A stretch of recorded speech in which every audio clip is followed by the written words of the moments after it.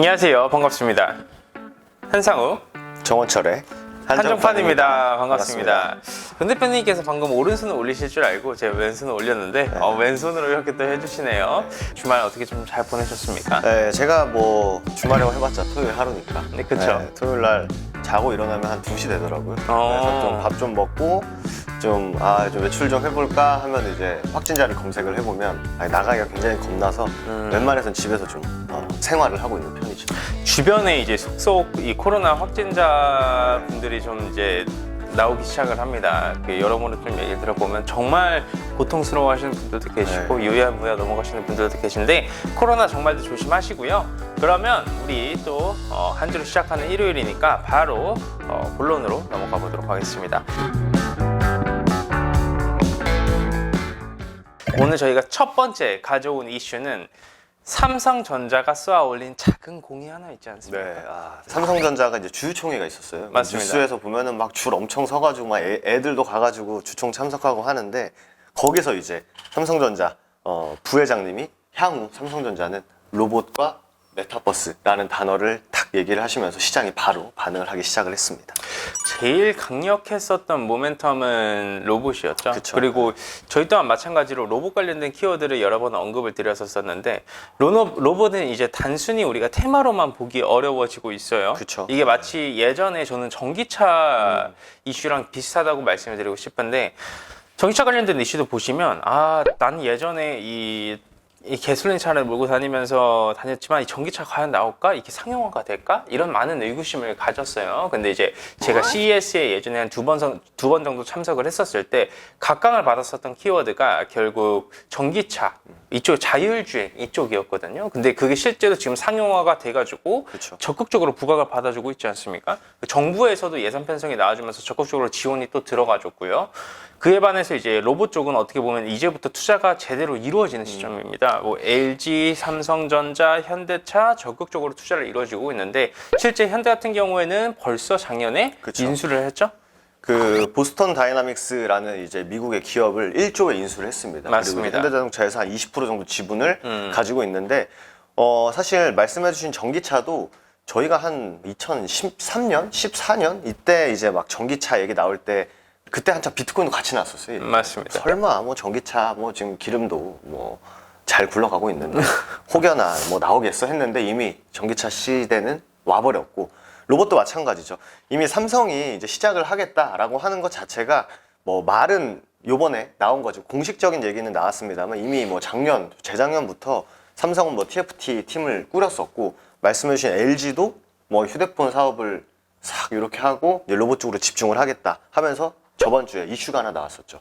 뭐 UCLA 다니엘 홍? 네, 데니엘 홍 그분을 이제 영입을 하는데 그분이 젊은 뭐 세상을 이끌어갈 젊은 과학자 10인 거기에 선정이 되신 분이라고 합니다. 그만큼 LG, 현대, 삼성 모두 이 로봇 쪽에 엄청나게 집중을 할 것이다라는 게 이제 시작이 된 시점이다라고 보시면 될 것 같습니다. 최근에 산업부에서 하나 발표가 좀 나와줬습니다. 근데 그게 그쪽 분야가 뭐냐면 로봇 쪽 산업에 2,400억 정도 규모의 좀 투자가 명확하게 이루어질 것이다. 정부 예산 편성이 이루어질 것이다라는 건데 산업적으로 이루어지고 있는 이 기계 로봇 쪽 파트가 아니라 평상시 일상생활에 사용할 수 있을 만한 그 키워드의 예산 편성도 이루어지고 있고 삼성전자가 이번에 주총에서 발표한 내용도 사실 그 부분과 상당히 유사하죠. 맞습니다. 네.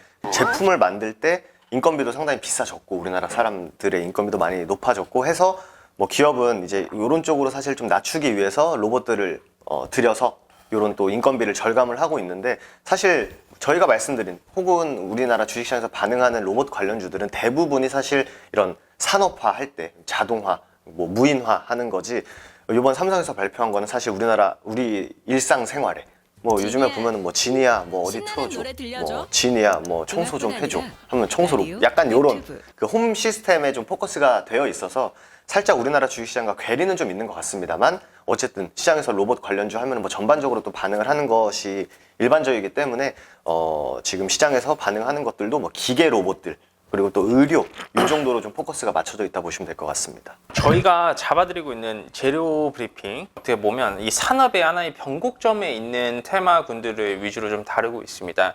근데 그 말이 정확히 또 어떤 뜻이냐면 그만큼 재료적인 부분으로 봤었을 때 중장기적으로도 충분히 매력이 있고 우리가 조금 긴 호흡으로 볼 수 있다는 것이죠. 예시를 들어서 테마도 나눠서 보면 상당히 짧은 호흡으로 봐야 되는 테마가 있고 이 테마가 실제로 이루어지기 때문에 좀 긴 호흡으로 볼 수 있을 만한 테마가 있지 않습니까? 그렇죠. 일단 로봇 하면은 이미 정부에서도 이번에 또 정권이 좀 바뀌지 않습니까? 그러면서 새로운 인물이 또 인수위의 또 위원장님이 되셨고 또 그분이 상대적으로 이미지가 약간 좀 과학틱하잖아요. 그죠? 맞습니다. 네, 그러면서 이제 이번에 또 뭐 과학기술부가 뭐 다시 한번 또 만들어진다 이런 얘기들도 심지어 있기 때문에 정부 정책에 또 우리나라 굵직한 대기업들의 투자가 이어진다면 시장에서는 이게 단순한 뭐 하루 이틀 먹거리가 아니라 뭐 향후에도 계속 지속될 수 있는 모멘텀이다라고 보실 수 있을 것 같아요. 충분히. 그리고 어떻게 보면 한국이라는 국가 자체가 전 세계에서 산업용 로봇 밀도가 상당히 제일 높은 나라 중 하나입니다. 네. 기업이 뭐 잘 될 때는 적극적인 투자를 통해서 사람도 막 영입하고 막 투자도 하고 하는데 기업이 상대적으로 힘들 때 가장 먼저 하는 게 사실 그 구조조정 해가지고 또 인건비를 좀 낮추는 것을 많이 보잖아요. 우리가 실제로도. 그런 게 또 맞물려서 또 안 좋은 부분도 분명 있겠습니다만 또 기업이 또 뭐 땅을 파서 장사하는 또 그런 게 또 아니다 보니까 뭐 좀 조심스러운 부분도 좀 있긴 합니다만 이미 뭐 사실 우리가 놀러 가도 요즘은 음식점만 가도 사실 안내해 주시는 분보다 그냥 입구 딱 들어가면 옆에 그냥 주문하는 뭐 커피숍만 들어가도 이제 아이스 아메리카노 뭐 시럽 추가하고 그냥 결제하면은 옆에 있는 전동벨 가지고 앉아 있으면은 전동벨이 울리는 것처럼 그만큼 이제 사람들이 했던 것들을 로봇이 많이 이제 좀 대체를 하다 보니까 뭐 안타깝죠, 사실. 이렇게 우리가 일상생활에 사용하는 로봇의 기술 개발은 아직 잘 이루어지지는 않았습니다. 이게 이제는 상용화를 시키기 위해 삼성전자, 그리고 LG, 그리고 현대까지 적극적으로 투자가 좀 이루어지고 있는데 대표적인 예시로 제가 최근에 워커힐 호텔에 갔다 왔어요. 거기서 이제 저녁 약속이 있어서 같이 밥을 먹었는데 거기에서 이제 기계가 저를 안내를 하더라고요, 차례로. 저는 뭐지? 근데 이 기계를 따라가라고 합니다. 그래서 그 기계에 가서 따라서 앉으니까 주문받으신 분들 나왔다가 기계가 와가지고 음식이 이렇게 오는데 아 진짜 일상생활에 이렇게 로봇이 좀 많이 관여를 하고 있는구나. 그럼 차후에는 주문 받는 것도 로봇이 받을 거고 조리하는 것도 로봇이 할 건데 말씀해주신 이제 조리를 로봇이 할 수도 있겠다라고 하는데 실제로 이제 GS에서 치킨을 GS25 편의점 있잖아요. 거기서 요번에 이제 시험을 하는데 치킨 튀기는 것을 로봇이 한다고 합니다. 네, 그리고 뭐 GS뿐만 아니라 뭐 세븐일레븐 이쪽도 다 지금 로봇이 배달까지 가고 있는 상황이다라고 하니까 확실히 이제 로봇이 우리 일상생활에 자리 잡는 거는 좀 시간 문제지 않을까 이렇게 좀 생각이 됩니다. 옛말에 이런 말이 있습니다. 로봇 관련주는 로봇이 멍청할 때 사서 로봇이 똑똑할 때 파시면 됩니다. 근데 지금 실제로 우리 생활에 있었을 때 이 청소를 해주는 로봇 있지 않습니까? 네. 솔직하게 말씀드리면 대단히 멍청합니다. 그쵸. 네, 이게 도대체 로봇이 맞나? 구석에 박혀서 안 나오잖아요. 그쵸. 네. 계속 부딪히면서 이렇게 부딪히기만 이렇게 하거든요. 그러면 어떻게 보면 이게 상용화가 되어가지고 우리가 편리함을 느끼기에는 아직까지는 그 기술력이 부족한 상황이라고 생각을 하거든요. 그러면 이런 이만큼의 기술력이 우리가 편리해질 때까지 개발이 되고 투자가 이루어진다라고 생각을 한번 해보면 시간 꽤 많이 남았죠. 네, 시간 꽤 많이 남기도 했고 그만큼의 그 투자와 성과가 나와줄 때마다 주가 또한 같이 올라가줄 수밖에 없다는 말씀을 좀 드리고 싶습니다. 그게 하나의 성장주의 투자 방식이죠.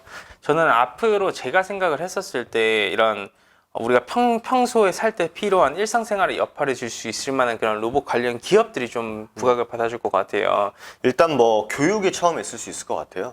교육하면 또 레인보우 로보틱스라는 기업이 있고 또 로보티즈 로보로보가 다 미디어 교육 쪽입니다. 그리고 또 말씀해주신 뭐 로보스타, 사믹 THC, 포인테크, 휴림 로보, TPC 이런 것들은 사실 우리가 이제 제조할 때 쓰는 이제 자동화 로봇이다 정도 보시면 될 것 같고요. 로봇 관련주들 진짜 많기 때문에 한 번쯤 쭉 보신 다음에 어느 분야에 좀 이렇게 수혜를 받을 수 있는 기업들인가 한번 체크해 보시면 좋을 것 같습니다.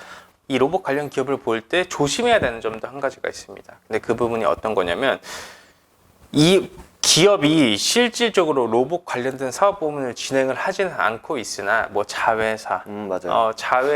자회사가 어떤 로봇을 기술 개발하는 기업에 투자를 했다. 그래서 지분을 가지고 있다. 이렇게 조금 간접적으로 엮여 있는 기업들이 좀 있습니다. 실제로 금요일 날 같은 경우에도 그런 기업이 좀 부각을 받아줬는데 그런 기업은 좀 조심스럽게 보시면서 매매를 하시지 않는 것이 합리적이다. 투자는 언제나 직접적으로 수혜를 받아줄 수 있는 기업에 투자를 해야지 더 좋은 결과물을 가져가실 수 있다라는 말씀도 드리도록 하겠습니다. 다 좋습니다. 저희 오늘 제로브리핑 1탄 같은 경우에는 삼성전자가 쏘아올린 장고 우리의 로봇 쪽에 좀 알아봤는데 도움이 되셨다면 구독과 좋아요도 한 번씩 해주시고요. 한상우 정원철의 한정판이었습니다. 감사합니다.